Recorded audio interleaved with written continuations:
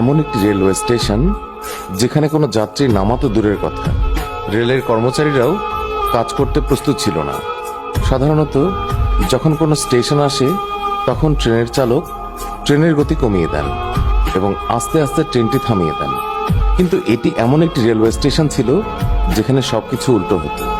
যখনই এই স্টেশনটি আসার সময় হতো তখনই ট্রেনের চালক ট্রেনের গতি আরো বাড়িয়ে দিতেন এবং ট্রেনের ভিতরে বসে থাকা যাত্রীরা ট্রেনের সমস্ত দরজা জানালা বন্ধ করে দিতেন। রেলওয়ে ডিপার্টমেন্ট অনেক চেষ্টা করেছেন কিন্তু কোনো সুফল পাননি। রেলওয়ে কর্মচারীরা চাকরি ছেড়ে দিতে প্রস্তুত ছিল কিন্তু এই স্টেশনে কাজ করতে প্রস্তুত ছিল না। ফাইনালি জনগণের সাথে সাথে তাদের কর্মচারীদের কথা চিন্তা করে রেলওয়ে ডিপার্টমেন্ট 1-2 বছর নয়, পুরো 42 বছর পর্যন্ত এই স্টেশনটি বন্ধ রেখেছিল।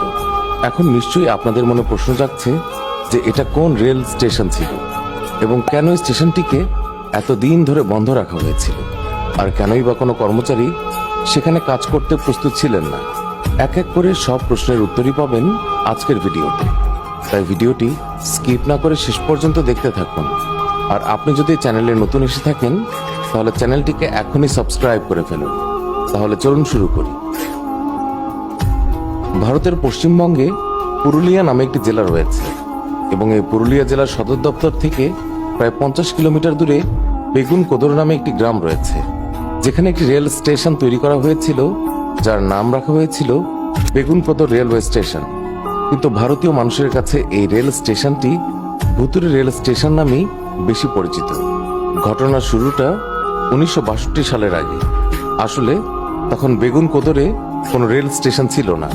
ট্রেন ধরতে এখানকার মানুষদের গ্রাম থেকে প্রায় 40 থেকে 50 কিলোমিটার দূর কোনো শহরে যেতে হতো। এখানকার মানুষের জোরালো দাবি ছিল যে এই এলাকায় একটি রেল স্টেশন থাকা উচিত। জনগণের চাহিদার কথা মাথায় রেখে 1962 সালে সরকার এখানে বেগুন কোদর নামে একটি রেল স্টেশন চালু করে।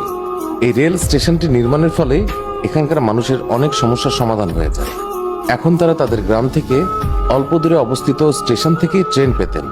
রেল স্টেশন নির্মাণের পর পরবর্তী 5 বছর পর্যন্ত সবকিছু ঠিকঠাক থাকে, কিন্তু এরপর 1967 সালে রেলওয়ে বিভাগ এখানে মোহন নামে এক কর্মচারীকে স্টেশন মাস্টার হিসেবে নিয়োগ দেয়।